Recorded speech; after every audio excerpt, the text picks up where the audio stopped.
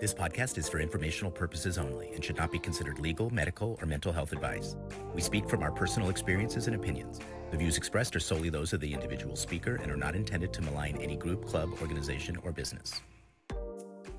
Well, hello. So welcome back to Confronting the Line. I've been on a little bit of a hiatus as I got just really kind of burned out and tired and have been taking some time off. However, I got contacted this week by this lovely young woman y'all are going to meet today that I'm super excited to have on, Kari Bunn.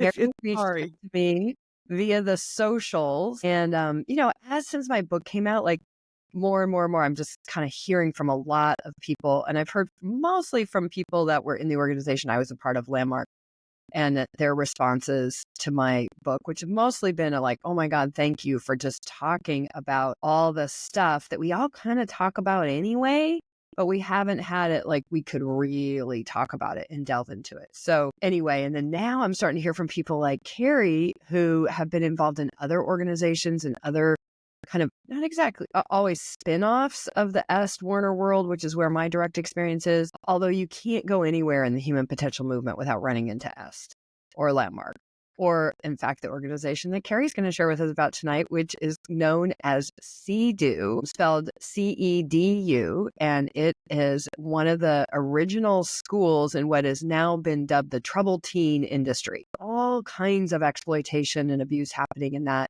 We're starting to getting a lot of reports of this and that. And so anyway, when Kari reached out to me this week, I was like, oh, well, hey, let's just get on and compare stories and talk. And Kari, like me, was kind of interested in that intersection between the good stuff and the bad stuff, because in the human potential movement, there's a lot of good stuff and we want to save that.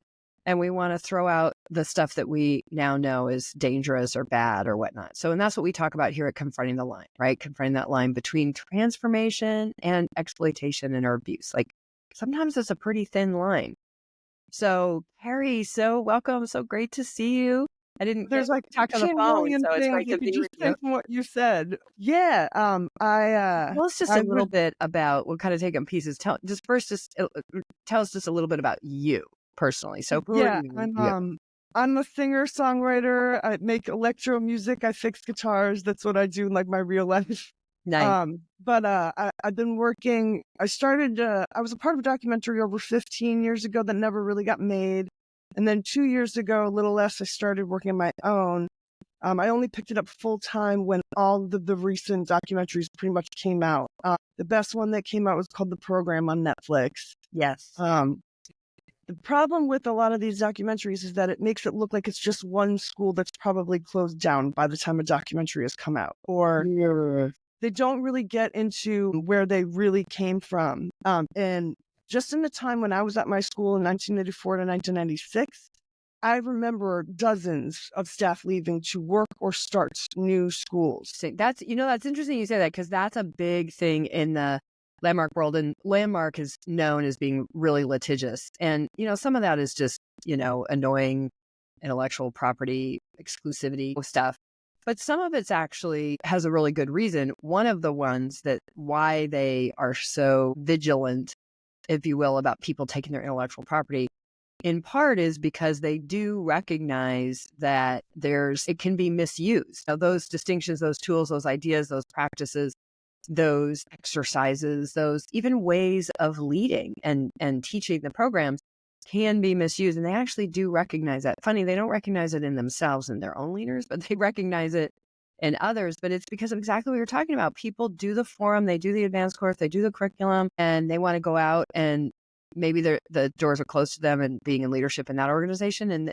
But they just want to make a difference. They want to, like, they're fully enrolled in saving the world through that brand of transformation or process or whatnot. And then people like go rogue and do all kinds of crazy stuff. That's why I think it's so important we come to the line and we talk about it.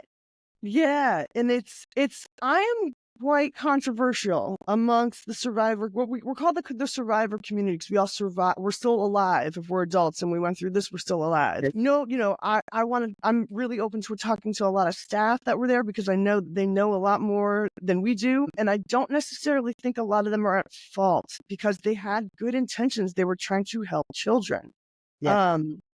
And flat out, like, we knew there was magic that we went through. Like, we were kept up all night and told crazy stuff that we knew was special, flat out, you know what I mean? Like, and it's the way that, when I started hearing you talk about, in the beginning, you're like, nobody talks out about Landmark because it kind of works. Like, it's really hard to argue with something when it's kind of like it does work. I used to, kind of explain that like est was for people who had read The Fountainhead too much, or like you're like a little too self-reliant, like you think you're your own god kind of a thing. You know what I mean? But like that's kind of what C.E.D.U did. Like there was even a time that you were talking about Scientology and est and how like you weren't supposed to be taking medication because you can take care of your own feelings, or that like you're in charge of your own emotions. Those were definite themes that we had.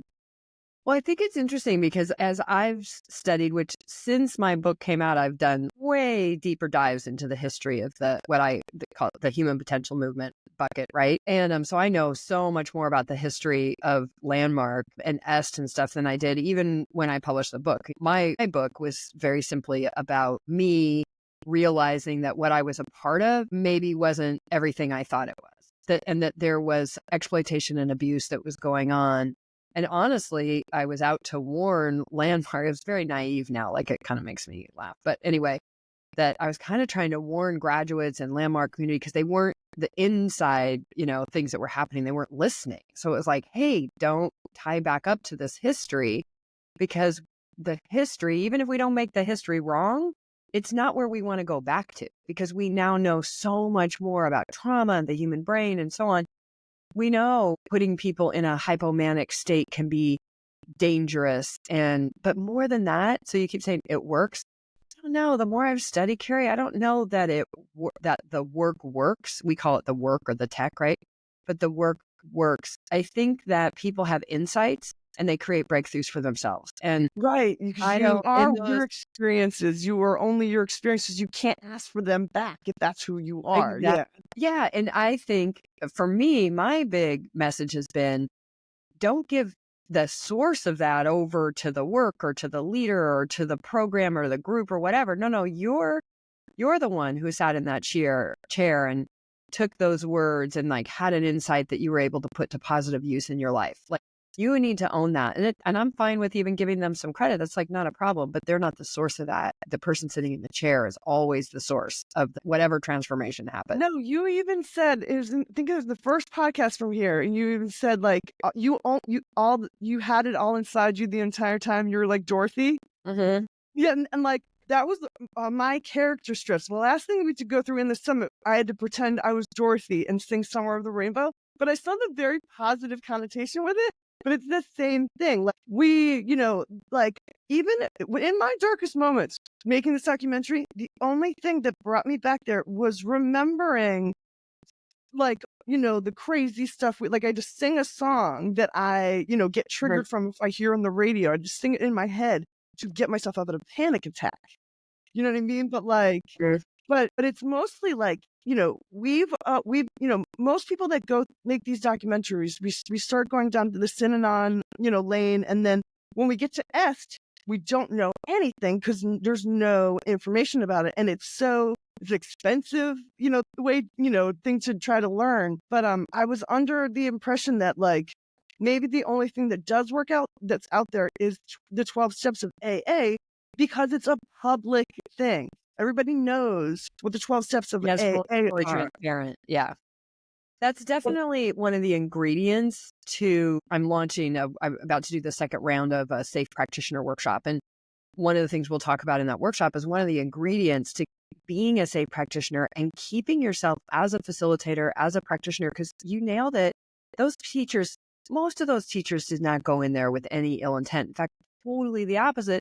They're there because they have a mad passion, commitment to help troubled teens. So that's why they're going into that. And we don't know when we're involved in something that isn't necessarily going to turn out the way we think it is, or there's an ulterior motive in the background. There's like all this stuff. So I'm all about educating us as facilitators, as practitioners, as coaches, as consultants, but then most of all as consumers, because we're not going to get rid of every crazy narcissistic sociopathic guru wannabe leader in the world. Like that's going to keep happening. but we can get a lot smarter about who we're talking to, who we're looking at. But And that's the same thing with the schools, is that a lot of my friends are like, we've just shut down every facility that's like, boarding teenagers. I'm like, that's never going to happen. That, you know what I mean? Like, you have to be realistic. Do you know what I mean? Like, these places exist for a reason, but most of, like, I would say 80% of the kids are there for nothing. They're there for no reason, and they're treated horrendously for years. You know what I mean? Like, the punishment did not fit the crime, and there was no reason for them to be there in the first place. So but that's good. for the people that need it, it's hard because sometimes they get good out of it and they're a success story, or sometimes they're given an easier ride, so they will be a living commercial for these places to exist in the first place. Well, I see. Okay, we're going to come back to that. Hang on, wait. There's something else you said that I want to come back to, and then I want us to go all the way back to the beginning and have you tell us a little bit about C.E.D.U and what it is and all that.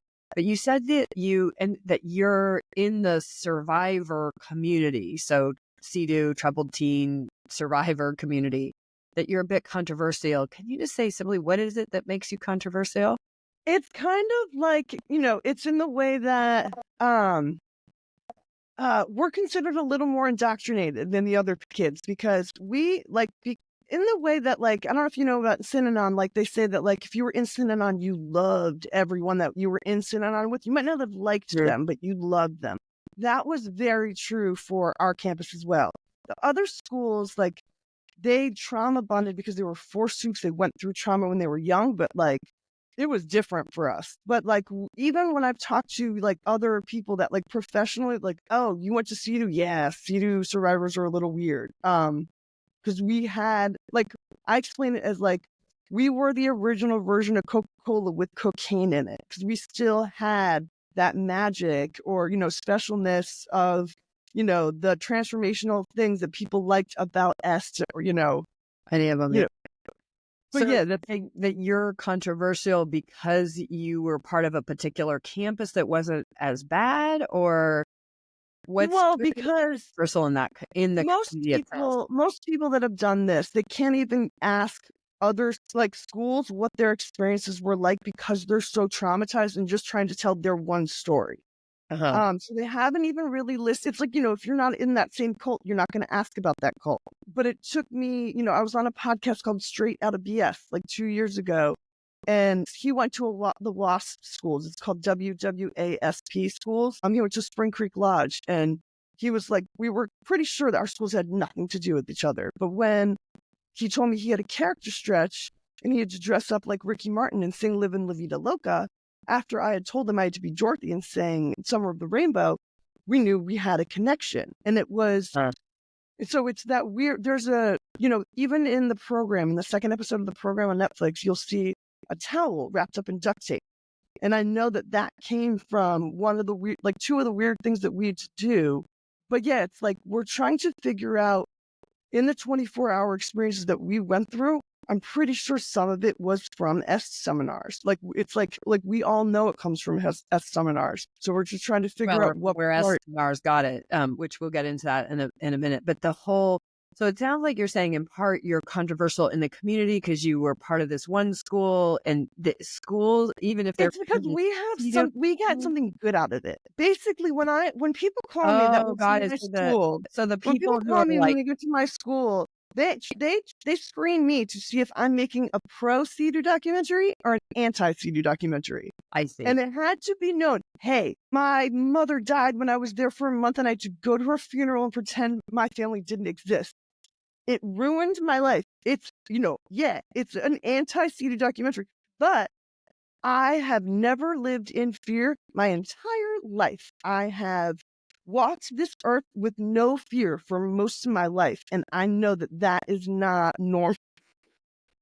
So it sounds like it's really great what you're saying, because I've started to run into this a little bit. Like, what is with this human being thing that we have to be on a side? Oh my God, it's so annoying. So yeah. I mean, and even I'm like, people are like, oh, you're in the like anti-cult world. I said, I'm not in the anti-cult world. There's a lot of cults out there that are totally benign and fine. Like, I'm not against it. I always joke I'm in the cult of Apple, just for the record. Well, no, I think we all are in the cult of Apple. I've got all apples too. Yeah. Right. So the whole It's not about inner, that it's about, so I'm God, this must be why I was like, okay, you got to come on confronting the line. Cause I can tell you're open to sort of talking about like, there's not just two sides, there's many sides to these stories. And if we're going to really learn and do better, which is my commitment, all of this for me is all about the seeking safely movement. Seeking safely, we have to be willing to learn from what hasn't been safe and what hasn't been. And we have to be willing to talk about it openly and talk about it in a way that's not about vilifying or, persecuting the other side. So I hear what you're saying is that in some ways you're controversial because you're willing to talk about both sides. You're not out to kill those ones, right? And you're not out to glorify those other ones. You're out to be like, okay, let's examine this. Is that accurate? For example, and this is a pretty big deal, but a friend of mine started working at a school that we thought was a troubled teen school. And when I found out extensively that nothing happens there that is brainwashy or culty, I was like, we have to reevaluate our list because and that's the confronting the line. It's like, if we have this list of all the schools that are abusing children, and I just found out a friend of mine started to work there and he's telling me, no, this isn't one of those places. I'm not going to blindly be, oh, we've just shut them down. I'm like, when I asked him specifically, do they keep the kids up all night? Do they do this? And he's like, no, they let them call home twice a day for 15 minutes unsupervised. And I was like, I've never heard of that. You know what I mean? But most people would just be like, oh, it's a school that holds kids that are, bad for, and it's like, wait a minute. No, this isn't one of those places. This one isn't a cult. It might be a troubled teen industry school just in the way that those words are true. Like it does make money off teens and they are, but it's not brainwashing kids and it's not blasting music for 2 days so that, 20 years when they hear it in a grocery store, they're going to cry on the floor. That's how most of us are. But it's basically like you talk about if, S was powerful, but it's dangerous if it's in the wrong hands. Yeah. We are what happened. It got into the wrong. It's like the troubled industry is the wrong hands that it got into. Well, let's talk. So let's back up and look at this a little bit. So first of all, can you tell us, because my audience, they may or may not have heard of C.E.D.U. Or even the troubled teen industry, which is a really big thing that a number of experts and stuff are really concerned that a lot of the practices that we now know are harmful about the encounter groups and the ropes courses and the this and that, but then particularly when put to work in the undeveloped brain is how I think of it. Like before that it was mostly attack therapy. It's it was mostly attack therapy. Like all these schools had a theme where when you got there, they would break you down mentally and say that you did all these horrible things for for your parents to send you there. And most of the time, I would say 75% of the time, kids would lie because they weren't believed that they were sent there for skipping school once or twice or something. You know what I mean? So most of the things that they would go through were based on something that wasn't true in the first place. They were getting therapy for something they were not there for. So that was a big problem. But you're saying they were getting therapy for they did drugs school, and they never did drugs. And then that's interesting because in the large group awareness training kind of programs, which is the form and the advanced course and definitely the S kind of all of the early programs definitely fit into that moniker. But one of the things is sort of you kind of become the star of the class if you have the kind of worst thing to reveal. I mean, no, you said it perfectly because so even there were 2 staff members that were head staff when I was there that were alumni. That when they were younger, they had got in the 80s, they had gone to C.E.D.U. and different C.E.D.U. schools, then had come back. And one of them would talk all the time about doing horrendous stuff and was proud of it, almost. And it got to the point where he had to be told to stop telling kids about it. Wow. So tell us some very basics. First of all, what does C.E.D.U stand for? C.E.D.U. So C.E.D.U. Was founded in 1966 or 7. I have it written Okay, down. 67 according to Wikipedia. I have Wikipedia up on the other page. But most of it, 100% people freak out about Wikipedia, but I love it. Yeah, no, yeah. It was founded in 1967 by Mel Wasserman, who may or may not have been in Sinanon, but Bill Lane was somebody else that started C.E.D.U with him. He definitely was in Sinanon. Okay, and Sinanon. So again, I know some of this stuff's basic, but there's a lot of people listening to this. We're just, those of us kind of in the landmark world don't really consider themselves part of the culty world. And so we have a lot of these places in our world. So what was Sinanon? Sinanon created the term, today is the first day of the rest of your life. When in the 60s, when people would think that right after AA it came out, it was still most junkies were thrown away, but this was a system where ex-junkies would, just sit on a couch with you while you got off drugs. And it was it was more in the beginning, it wasn't necessarily bad.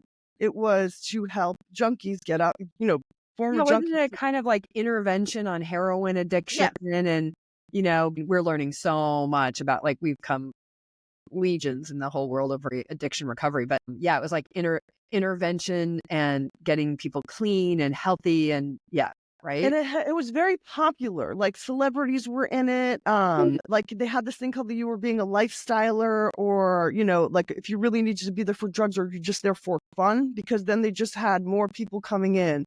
And about that time is when it got messy and really culty. But they promoted the idea that they wanted the Sinanon knowledge to be expanded. If you were in Sinanon, they were learn what you can and spread the word. But yes, C.E.D.U stood for Charles E. Diedrich University, and Charles E. Diedrich was the leader of Sinanon. I see. Okay, gotcha. All right, so that's why my school is usually spelled in all capitals, is because it's. I gotcha, and I love C.E.D.U. It's kind of innocuous. It sounds sort of fun.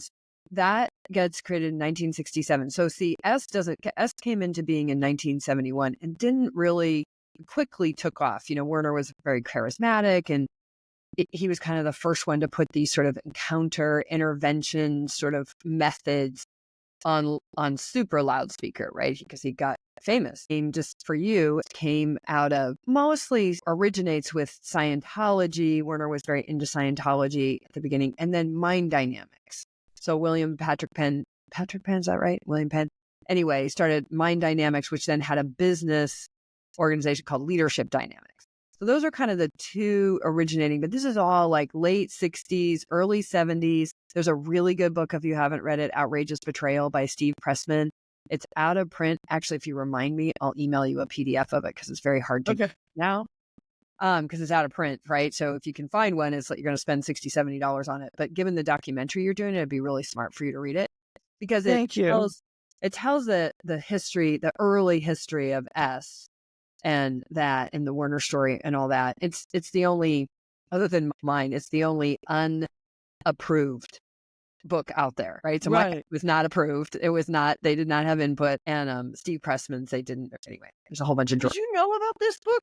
Have you heard of this one? I have that one. I've collected. Most of them are on my shelf in some form or another, just because I just got really fascinated by the history. But anyway, so S comes along, and that kind of comes out of Mind Dynamics. Werner had the Mind Dynamics license and all that. And then he leads a little bit of that and then facilitates that. And then he decides to do his own thing, which is a blend of everything he encounters along the way. And it morphs and changes as he gets into different things and meets different leaders. And I've discovered this is a really common thing with all kind of guru-y thought leader people is, they're students, they're studying, they're engaged, and they have a tendency to do this thing or this other thing or whatnot, and then claim it. Just claim it and start to integrate it in their own courses and classes.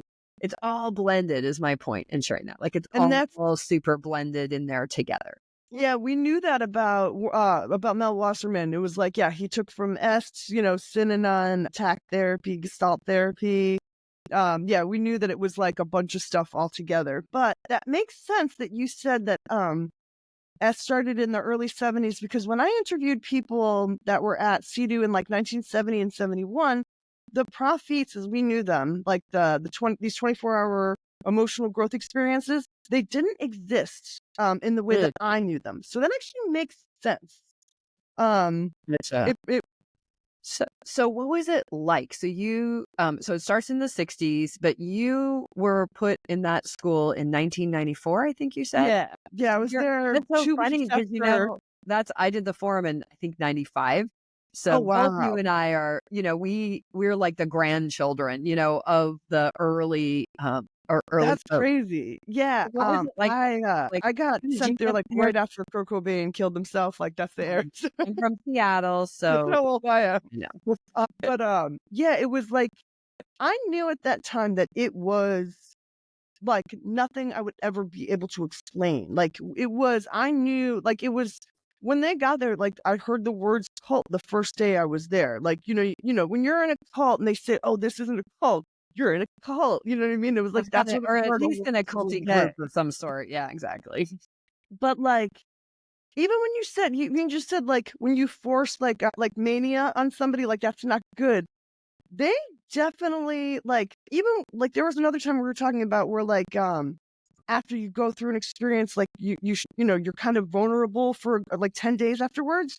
That was even something that, like, after we would go through, like, our emotional experiences would be, like, every 3 months, at the end of the night, we'd be taken into Emerson, this building, and basically do lots of crazy stuff where, loud music's playing and they'd give us, they'd break us down emotionally and then tell us a, piece of information that was going to change our whole life. But afterwards, we were kind of like on vacation for at least a week every time. So that also keeps up with that theme. 'Cause it's like those people just did a lot of work on themselves and they've evolved and they're, at the next level.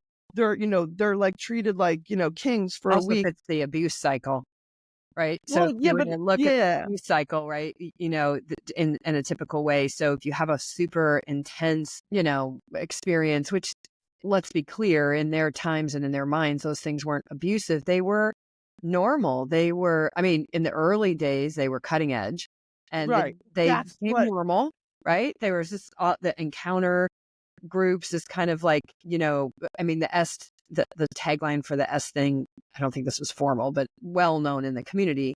The bottom line of the S and then forum was like a lightweight version of it in practicality, like a cleaned up, 90s business version. Landmark very much wanted to be business leaders. But the whole kind of underlying thing was you got the forum or you got S or you got it when you got that you're an asshole and your life doesn't work. That's what we mean by tear down, right? Like, so yes. they would put you in these did you say 3-day processes? Well, the first 9 are 24 hours, and then there's one that's 3 days and then one that's 5 days. Wow. But you sleep for very small amounts, like 4 hours. So they're like mini LGATs almost, it sounds like a super intense class experience. So can you give us a sense of what, and you said they're called profits? Profits, yeah, like the first one was called The Truth, and it's like you spit out everything that you've ever done wrong, and then you cry about it, and then you feel better. So it's they say to the degree you feel your sorrow, to the same degree you feel your joy, and they show a picture of a pendulum, and so that's very like true. I'm bipolar, and like so that's very true for anybody that's like bipolar. If you cry a bunch and you hear something funny, you're going to laugh like very very hard. You know what I mean? But it's like also if you meet shallow people, they've probably never had a lot of pain in their life.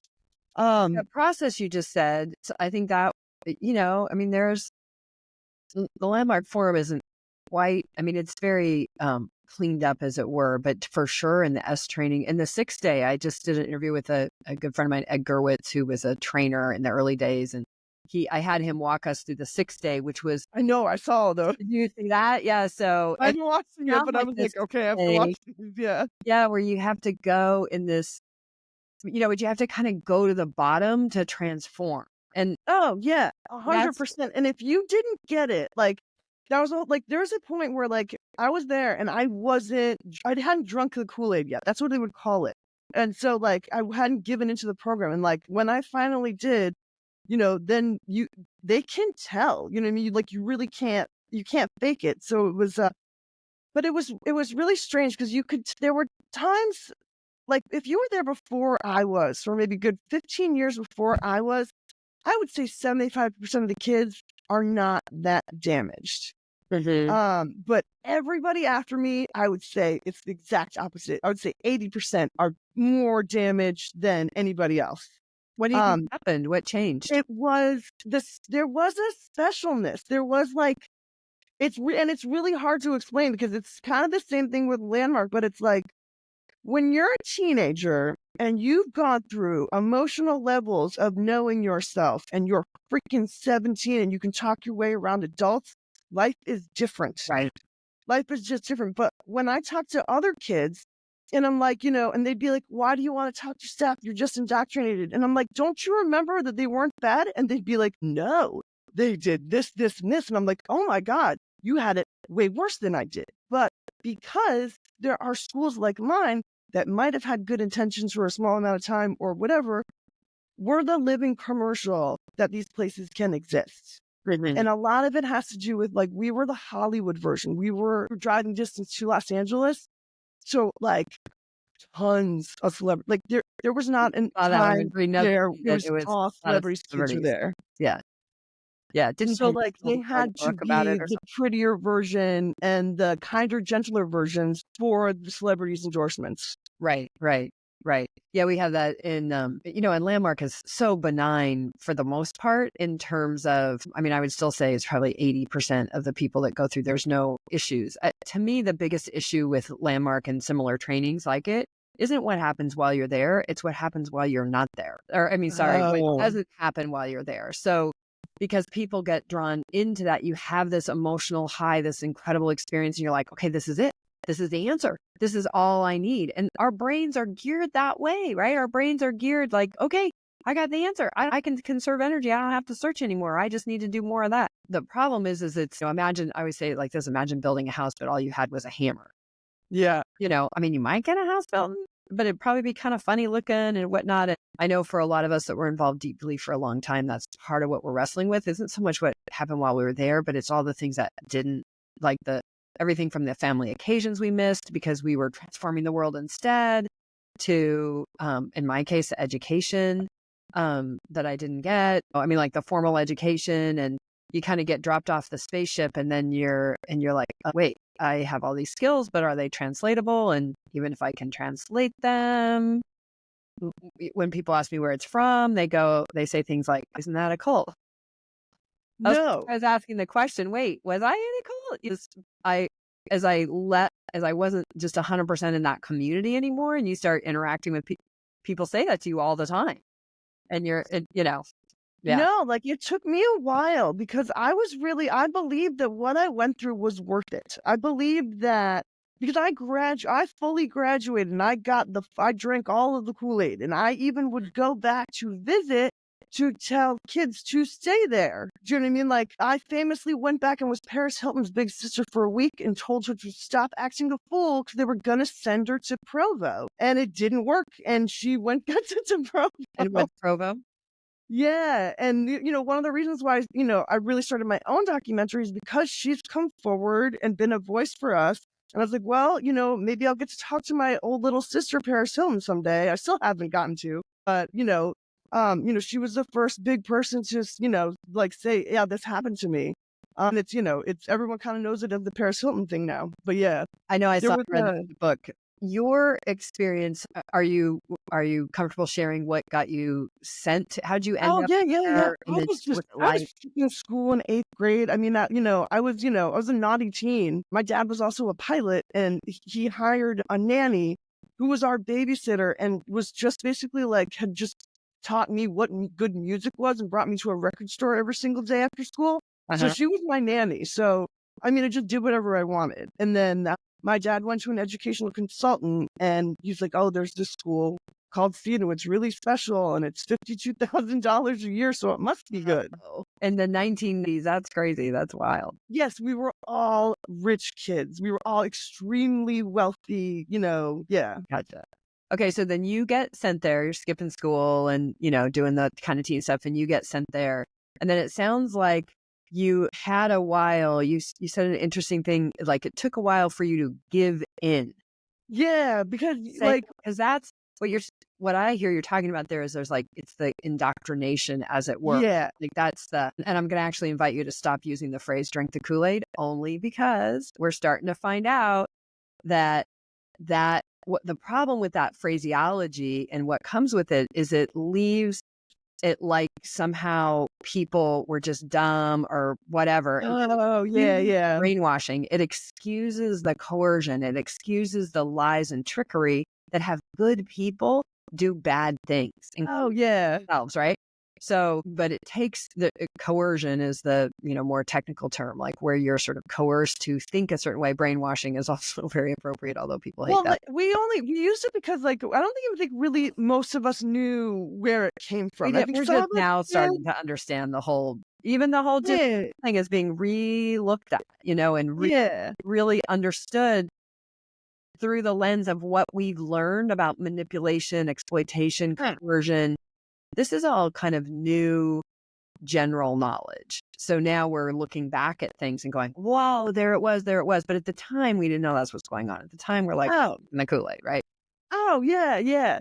No, but it was just lingo. It was like it was like daily lingo at school. But yeah, like there was so you get there and you're a teenager and you're fighting. You're like, I don't want to be here. But then they're like trying to do therapy and you're like, well, I don't want to be here. You know what I mean? So that was an element of like, you have to start working the program. You have to start, because like, the next level, like the first prophet was the truth. And the next one is the children's, and you scream about, your inner child getting hurt. And, then the next one is the brothers, and you learn how to be a good friend. And the next one is the I want to live. And you pound pillows, and, it's pretty much about never killing yourself and like learning to love life no matter what happens. And then there's the values, and then your dreams. And, there's good stuff. I was Like, gonna say, that sounds pretty great. right. And so I realized at a point in my documentary, when I was talking to people that went to like fundamental Baptist cult stuff, when they're like, when I got to that level, they're like, when does C.E.D.U get bad? And I'm like, yeah, right. And that's the whole thing. It's like, that's why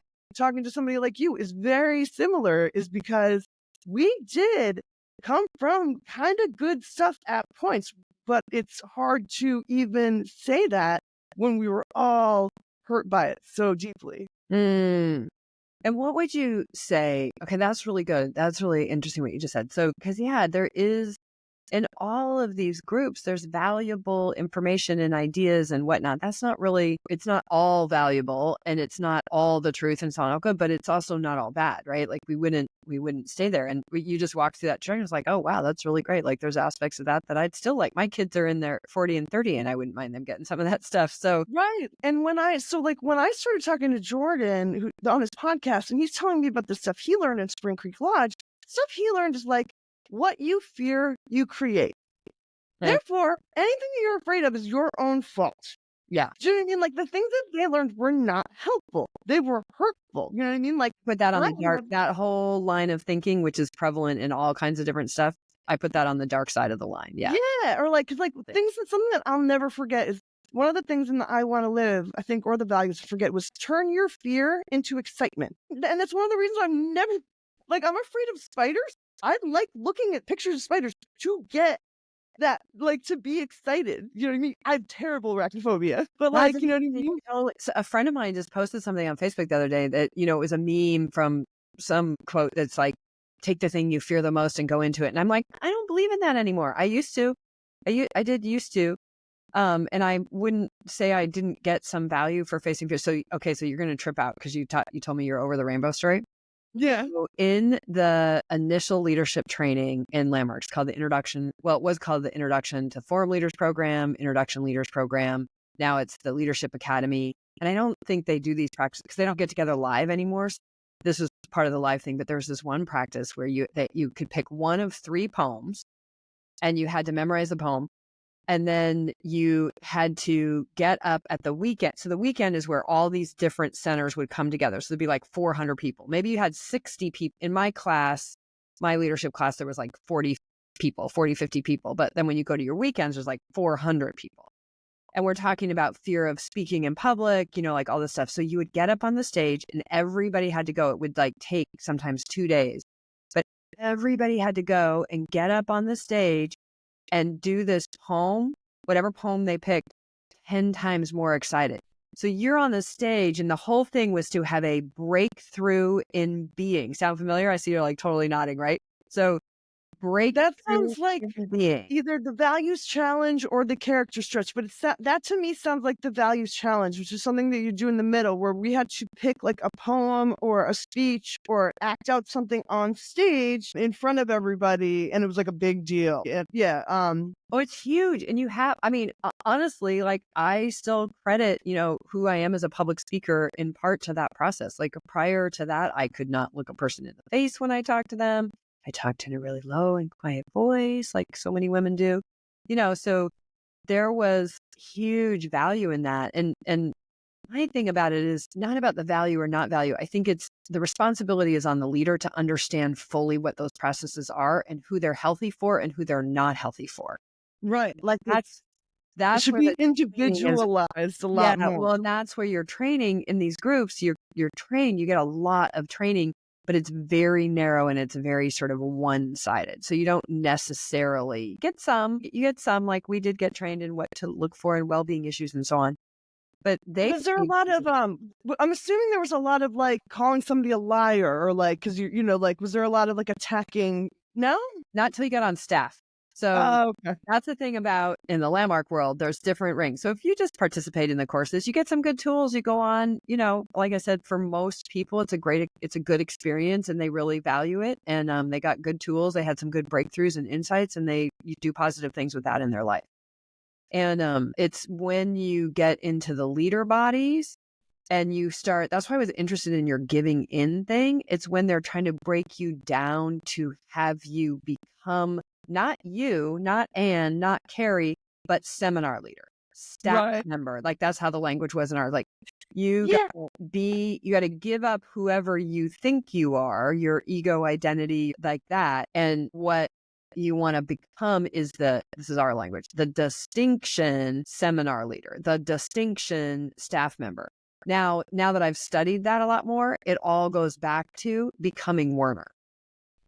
That's where it's. Well, like I could have been staff, because I visited all the time because like I missed it, and like when I would go back, if there were staff that were new that didn't know me, I was above them. Like they would watch me to see how to treat younger students or what a staff should be like because I graduated. I was ahead of you, even though you were paid to be there. And I even knew about, there were people that were pretty much groomed to be staff afterwards. Like, they would come back 5 years afterwards and they would be horrendous staff because they would feel righteous in putting on the pain that they had gotten, but in the name of self-help, like in the name of, doing the work to get you to the next level, going through stuff to get you there. So you said, just to go back a little bit, so you kind of indicated that it was one way and then there was like a change and it became much more, sounds like abusive a little bit after your time. So mid-90s. I know I looked up there. It might be because I blame when my peer group, like when I was about to graduate, there was an older student campus called Hilltop that was for if you were 18 and over, like you had more lenient rules. And it was just a way to get your parents to like keep you there, even if you were older, over 18. Yeah. They closed that down. And so our older student campus, like before we graduated, was off campus. And that was considered a very big deal. So we weren't given these other things that we had worked for during our time to be there. Like you were supposed to get, like when you were about to graduate, you were like, you're allowed to do all these things. And they took them away from us. And so we broke all of the rules like 2 weeks before we graduated. And we barely were allowed to graduate, but we pretty much left with a middle finger to C.E.D.U. We're like, we got away with everything later. But they only know.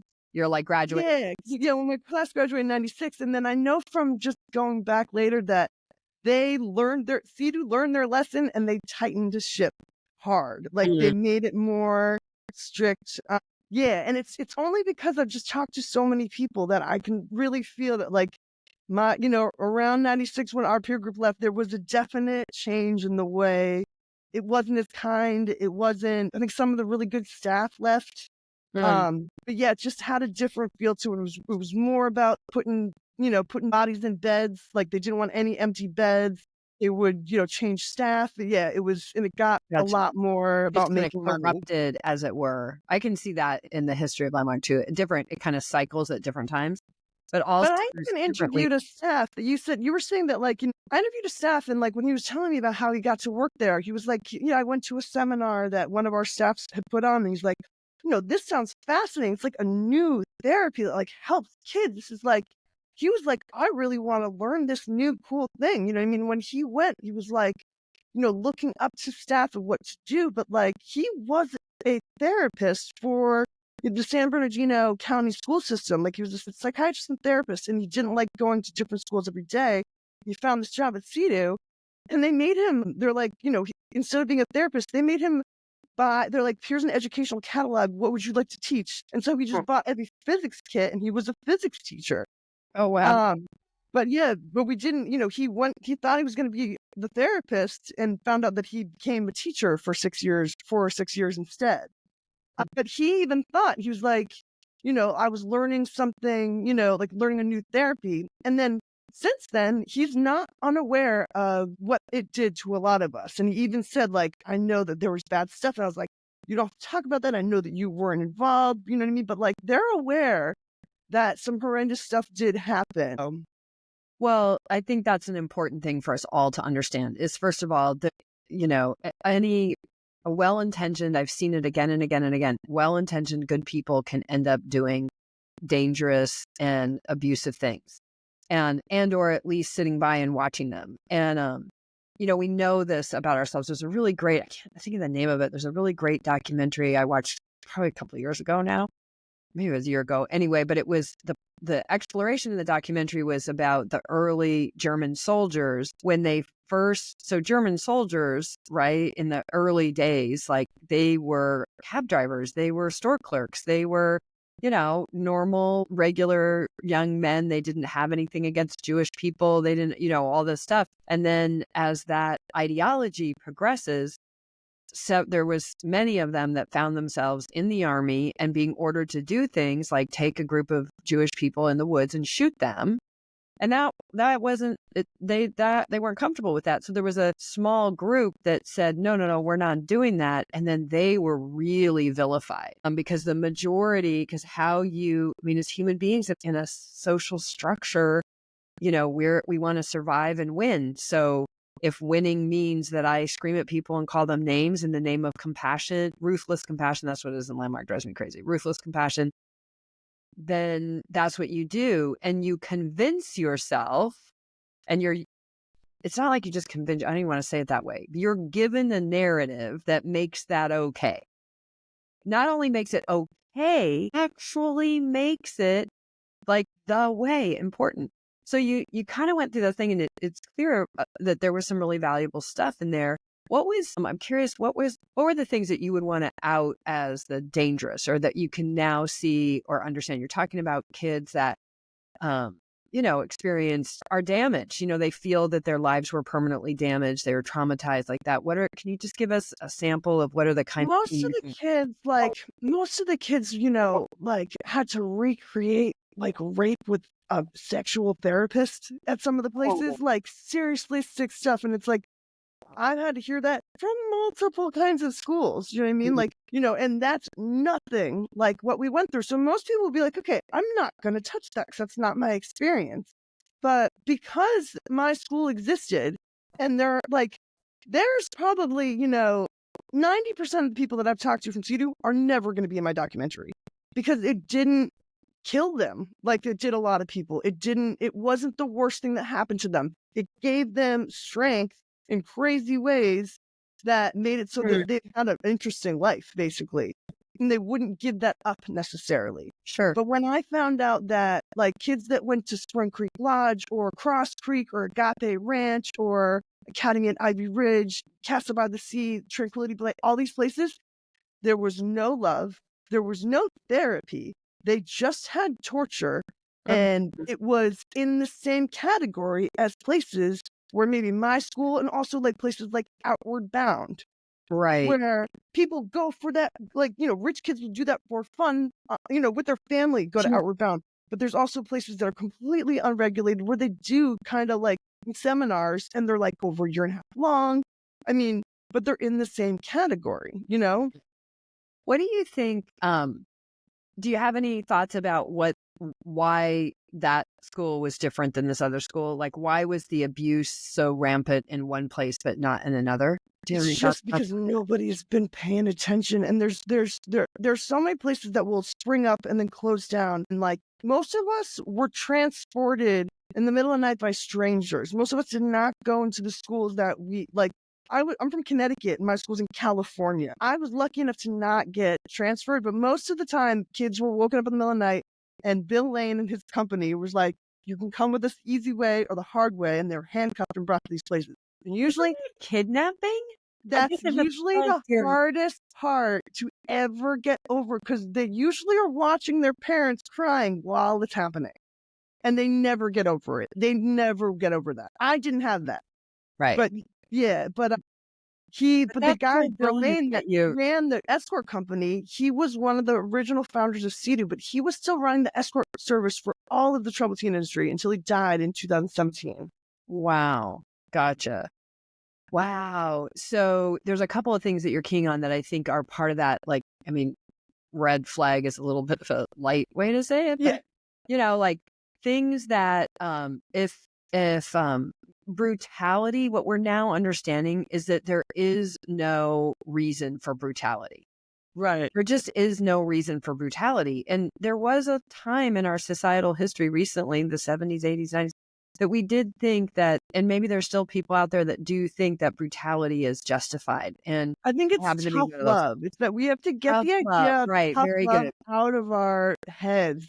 Even like interventions where you're like, you know, you're like a whole bunch of people are forcing somebody to get treatment. Right. You know, that's really harmful sometimes to people too. Like, but like anytime that there's a forced, you know, behavior modification, no matter what, if an adult went through that, they wouldn't like it. If it's a child and their brain is developing, it's, you know, it's never good. Well, and these parents, how are the parents? I mean, I'm just thinking about None of us to do some tough things as a parent. None of the parents my whole believe way us. through. None of the parents, like, you know, my dad got me thrown into a mental institution a little over a year ago before making this documentary. Oh, wow. And like, I had to tell the nurse, please look up the word C.E.D.U. And like that place, because they're like, my boyfriend has answered for the last 10 years, is that school real? Because nobody believes that it, you know, like something like this could exist. But all these recent documentaries came out.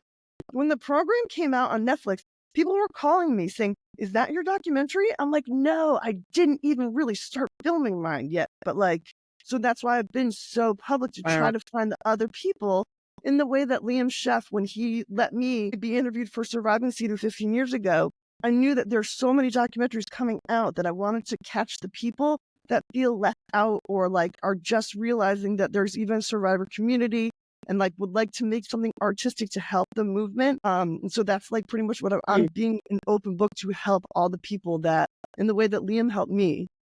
And I like the way that you're saying, because when you're saying that it's okay to acknowledge the good stuff, which is going to piss off the people who got the bad. The people that had nothing good, because there are kids that had seriously nothing good, and they don't get people like me. They're like, "Why are you so bonded? Why you ever said there's good stuff?" It's because when I hear them, they are correct. You know, I in a level of 1 to 10, my experience I think was about a 4 on the 10 being the worst.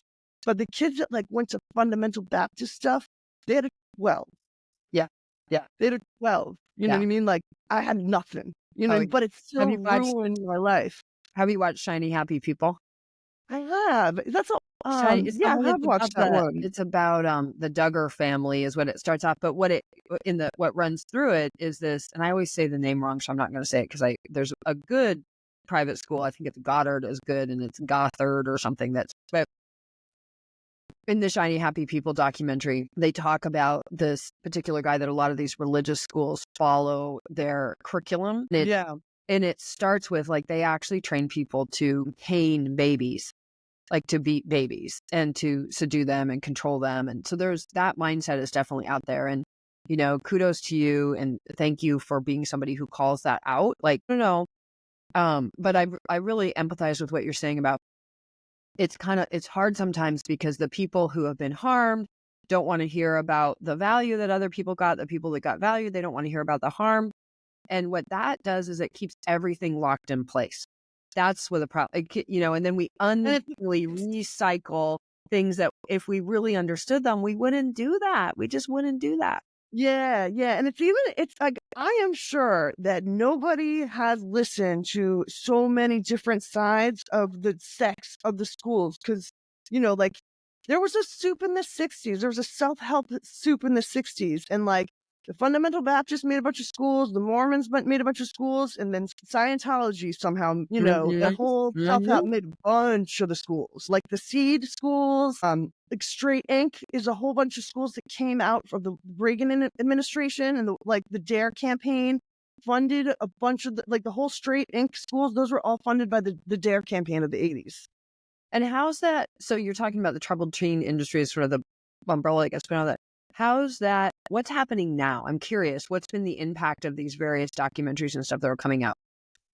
It's slowly happening. It's like like right when the program came out, like I had 1,000 new friends in like a week. You know what I mean? Like seriously, like 1,000 new Facebook friends in a week. But like it's hard. They're hard to watch. So it's like we try to get our parents to watch our family, and they're like, no. They're like I can't, or like I won't watch it because they don't want to recognize that maybe they should have helped, or like that they might be at fault. And it's like there's nothing you could have done. We're not trying to say that like you're at fault now. Right. What we're trying to say is kids are still getting hurt today. And that's the issue. It's like we want to help the kids, like I can't do anything that happened to me in the 90s, but I can help it so that there's kids getting hurt today. That's what that's the whole point. Oh, that's beautiful. Well, and I'll take the side as a parent. So I am a parent. I was a teen parent, and my kids are grown now. There's not a day that goes by as a parent, when anything happens to your kids or in their lives or whatnot. It's hard because you do look like, oh, I could have done that better. I could have, I've said a number of times, like, I would love to have the opportunity to re-raise my son, not because he's fabulous. He turned out great. I missed a lot, in part, first, because I was a 15-year-old mother, and and then I had to figure out how to survive and work and all that. So I didn't get to really raise him in a lot of ways. And then I got involved in Landmark, which I loved, but I wasn't with my kids. So it really takes something to be able to go, man, I made decisions and my kids got hurt. So my heart goes out to those parents. And one of the things, tell me if you agree with this, that I would want to say to them, they were coerced also. They were they were coerced. They were even indoctrinated in societal ideas of tough love. In the program, in the last episode, I don't remember what episode in the program, but somebody says, you have to realize that, like, yeah, the kids were in the cult, but the people they sold the cult the hardest to was the parents. And to this day, the parents are still in that cult because of the lies they were told.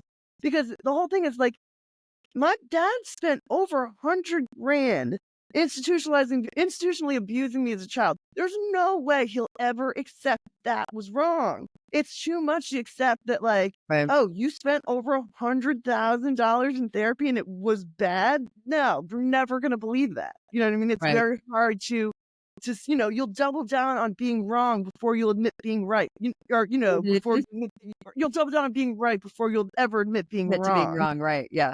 That's great. That's true. You said about your own kids, like when you talk to people and they're like, we can save your child's life. We have this amazing therapy. You know what I mean? Like that's so powerful. Girl, any parent will eat up. My daughter has complex trauma. And I mean, there are nights and days when I would have paid anybody anything if they could have helped her or fixed her or whatever. And I would have believed it because I needed to believe it. I wanted to believe it.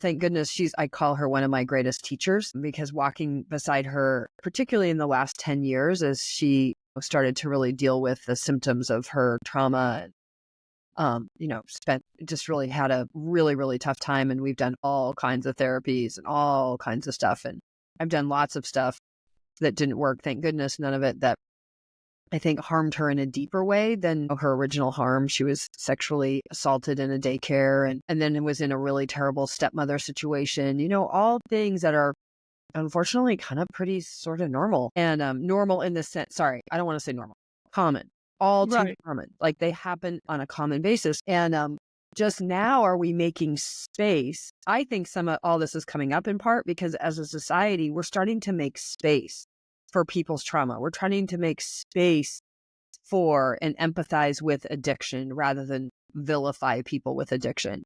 We're starting to understand that it's not a choice in the way you and I just chose, what kind of water we're going to drink. It doesn't Right. work that way. And it's the same with all those parents that got convinced that this was going to help their kid. I mean, I really, really, really get it. And my heart goes out to them. And I hope that your documentary will help and speak to those parents as well. Yes, And and I that's, would love to come on again and like really I want to after I read your book, I would like to come and like talk yeah, about like the parts that I find that is the C.E.D.Uisms yeah. in your book. Well, Yeah, we just learned it today. that's great. Oh, you're so great. That's another thing that's really great about what you're saying. When you called me, we were talking, and I've now been talking to a lot of people in other high control groups, large group awareness trainings. There's lots of different ways that this is manifest.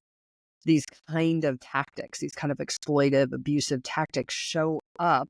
And some of these systems and trainings seem to kind of call for it, or in our language, we would have said, create the clearing if Right. it can happen. But as I talk to people and you start to hear the similarities, you're like, what? What? It's kind of insulting because didn't you feel like, I mean, I felt like we were special. Like that's what Totally. you're sold on, right? Is like we're special, Totally. we have And it's secret yeah, sauce, that's the funny thing is that like I used to talk about the box that I got from faculty like it was the secret sauce to Scientology. Totally not really even fucking knowing that that was being very, very true because I was starting to read words and I was like, I gotta get Dianetics because I don't think that these are normal words. Like I was reading like bioenergetics here, there, and weird words like that or like, yeah, just weird words. And I haven't really, picked up, but like, I'm like, I'm hearing, it was, there's also the whole crazier thing is that the other thing, there's the Sinanon tie and the S tie, and then there's the MK Ultra tie. And it's not that like they gave us acid or anything like that. At that time, like even when MK Ultra got to Sinanon, they already, had proven its effectiveness by behavior, and what's by like I'm like a weird old lady. What's MK Ultra? so MK Ultra is the whole thing of like I'm sure you've heard they used to give acid to people to see what what they could do in warfare with manipulating people. Gotcha. We are it's I'd heard that term left and right. We're MK Ultra, and I was like, okay, I'm not touching that. You all sound insane to me. And then as soon as I just looked up what that word meant, I was like, yeah, of course we are. And it's not necessarily. It's like it was they would give people acid and like see if they could do certain things. So if they could give acid to people in war or manipulate them, Right. whatever. And it's not that we were ever given actual LSD. It's like they had figured out how to brainwash people by keeping them up all night and by playing loud music and making them cry and, do all these things to break them down.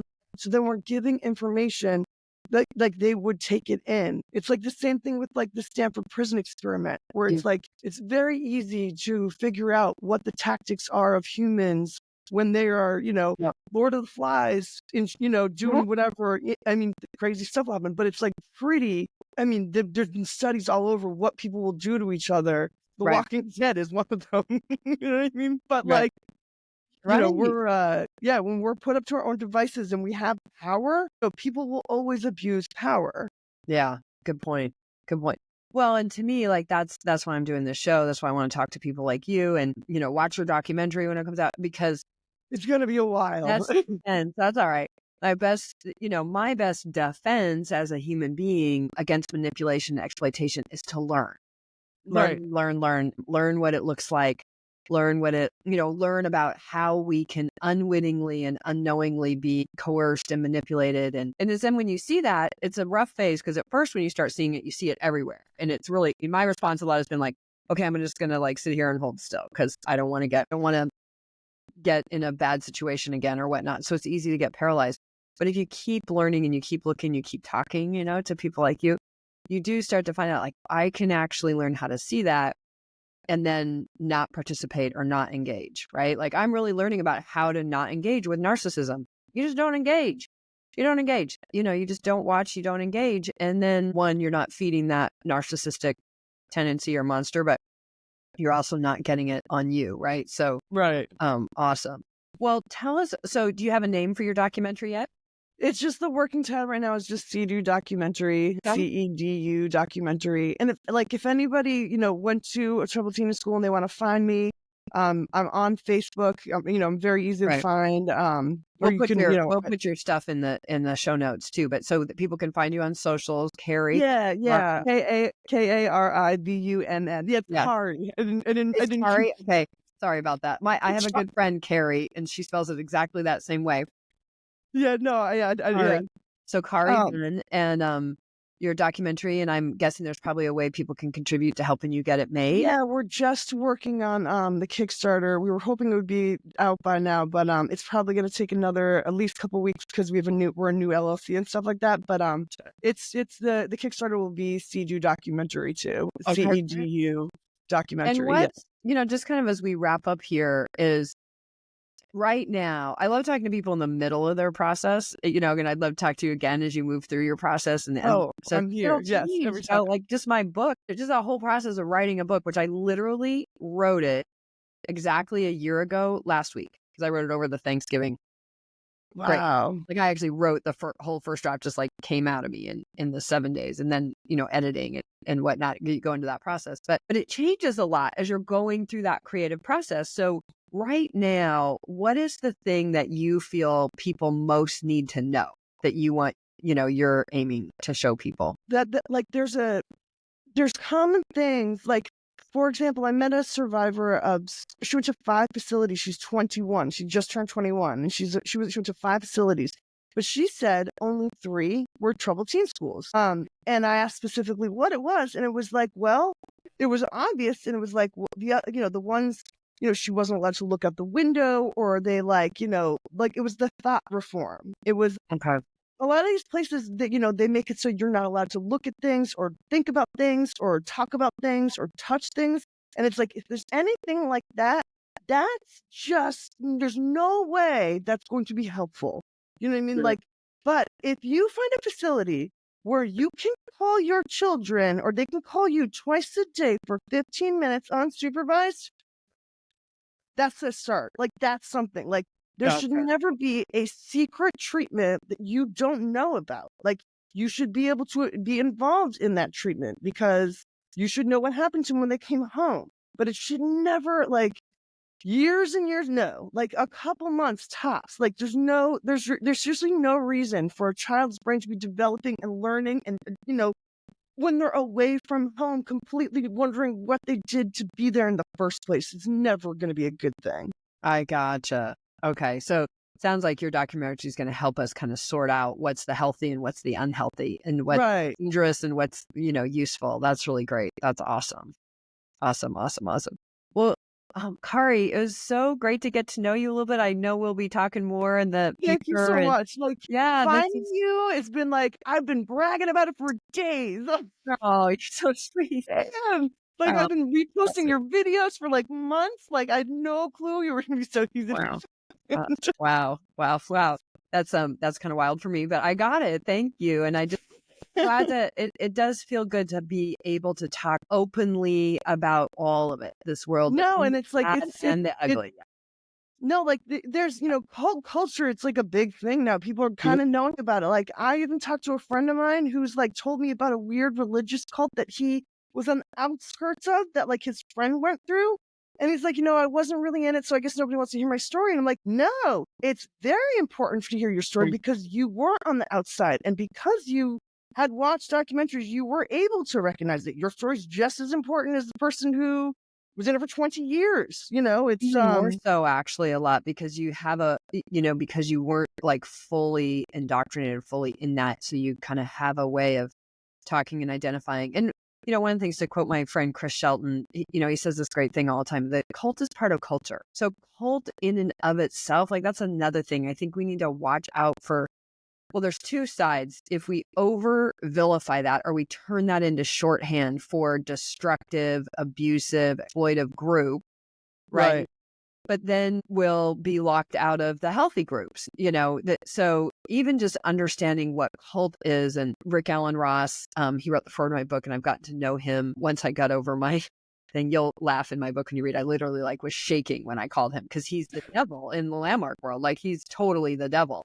And actually, he's a really smart, intelligent, cogent, even-handed, fair-minded human. But he's very concerned, actually, about how everything's getting lumped in as a cult, being called a cult, because his concern is, because if we turn everything into destructive cult, then we're going to miss the truly destructive ones, the ones where people are really being hurt. And I'll say this, Landmark will be thrilled. Landmark is not one of those. Well, maybe unless you were on staff. Staff's got a whole other problem. But No, there's the TikTok cult. Oh, you guys think you are in a cult? You are at home. You're on a you're not in a cult on your freaking phone. Now, although, watch out, that TikTok dance cult, don't know if you've seen that, but these guys moved people into his house, and they can't talk to their parents anymore. And okay, but all right, but that's exactly on your phone. But that's exactly, I'm making TikTok dance videos, and I'm part of that movement or craze or whatever. Okay, fine. As long as nobody's getting hurt, including you, the person in the videos, like, nobody's getting hurt, and you're hopefully not being overly exploited. But we can't say that if we're not willing to look in the mirror and say, oh, wow, gosh, that's what exploitation looks like. So anyway, so I love that you're in this conversation. And to me, this is what seeking safely actually takes, is it takes us being willing to learn and look. And yes, it's finding you is it's a huge answer to be able to find out, because it's basically the biggest part of my documentary is that most of us cannot remember the therapy that the seminars, most of us can't remember it, but when they read the scripts, it's the first time that they're reading something, and it's not a nightmare. It's not something they're trying to recreate in their brain. It's all this was written down word for word. Holy shit, whoa. Right. And so that's the only therapy I've ever found, is that when we remember our nightmares as truth and not just crazy things that happened when we were little. And so that talking to you and finding out if some of the prop beats, what they exactly came from, where it went to other things, when it went to different schools, how that changed to help those people remember better, so it's not a nightmare for them anymore. That's the only way I feel like we can get over what we went through. Yeah, I got it. And more importantly, not do it again. Not be one of those spin-offs. Yeah, that's great.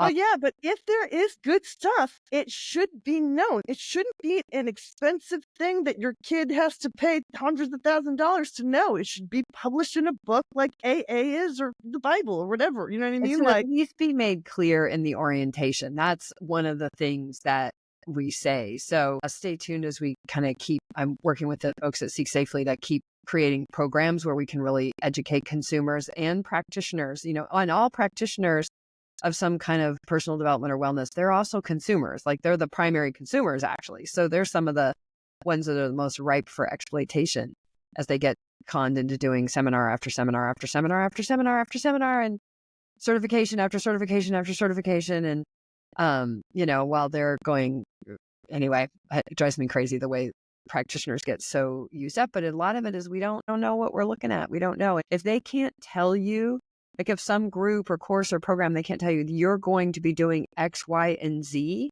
And even if they're I delete a lot of open inquiry kind of stuff, say, look, I don't know where it's going to go. I don't know where you're going to get, but these are the questions we're going to ask and how we're going to explore together. And here's the rules around that exploration. Right. Right. And so you should really look at that and see if that's something you're super comfortable with. And if you're not, then we should find something else for you. Don't do that. Yeah. Don't go anywhere where you're not comfortable going. I'm so happy to see that whole mindset dying. But anyway, all right, I could talk to you forever and ever and ever. Yeah, and I hope people talk again to you. And I cannot wait for other people to see this. This is talking about S is a very big key to figuring out where the troubled teen industry came from, and hopefully ending it someday, or ending the really bad places. Yeah. Awesome.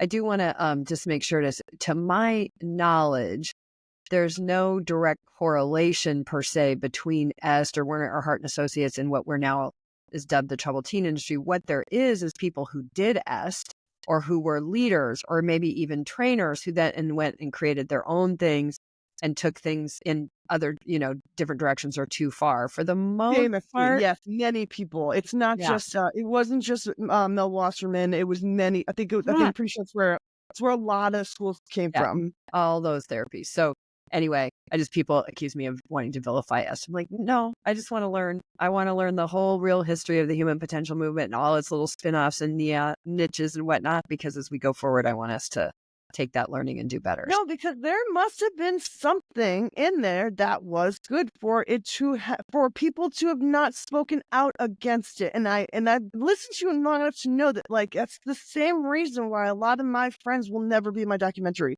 is because they got something out of it, and it makes us feel special.